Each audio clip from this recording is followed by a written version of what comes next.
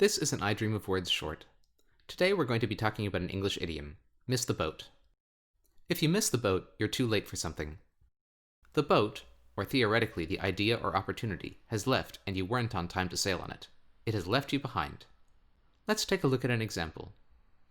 Did you write an essay for the competition this week? Still not finished. It's a little silly. Going to get it done this evening after dinner.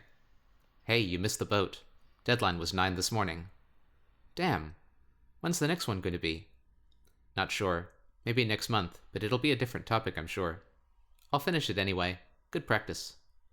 You can always post it on your blog, right?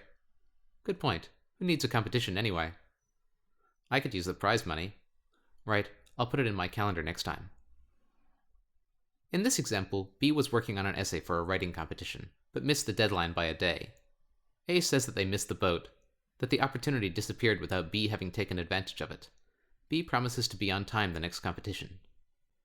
As usual, there are two places this could have come from, but one is a bit more likely.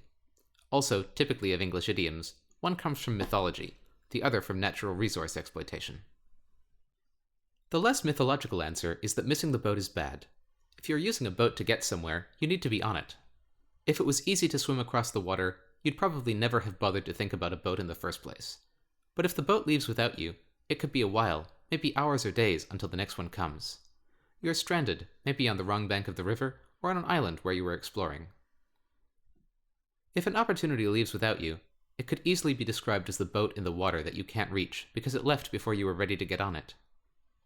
Rarely are idioms that simple, though, in their development. The other reason is far more mythological. The more probable reason comes from the story of the afterlife from Greek traditional myths.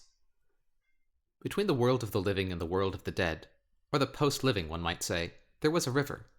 It was called Styx, hate in ancient Greek, or, loosely translated but closer to the real meaning, the river of the gods' oaths. This separated life from death, or, more metaphorically, daily suffering from permanent suffering. Greek mythology isn't usually a particularly happy or motivational place, you quickly realize. When you died, coins would be placed with your dead body, often over your eyes, but that requires a whole other explanation, and this is about language, not mindless historic death rituals, to pay for the boat ride across the river so you wouldn't be trapped on the wrong side. Dead, but trapped with the living, not exactly a great place to be. If you didn't have coins, though, the boat would leave you behind, and for the rest of time you would be stuck. You would have missed the boat, your opportunity left without you.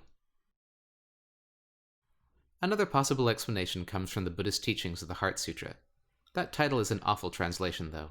It has had many different ones, but that's the most commonly recognized. Perhaps the most accurate, while not really communicating the meaning effectively, is the insight that brings us to the other shore. Very poetic, but a little off the mark for understanding the contents. It's a beautiful image, though, one that has been floating around in Buddhist literature for a couple of thousand years, that enlightenment is the process of getting on a boat called insight, and finally being able to look at life from the other shore, a new perspective, and accept it without having to fight anymore. If you have missed the boat of enlightenment, then you have obviously failed. In the case of these teachings, you can't miss it. You can only prolong your suffering until you finally find the boat. In life, the boat can easily leave without you, and you will have missed it.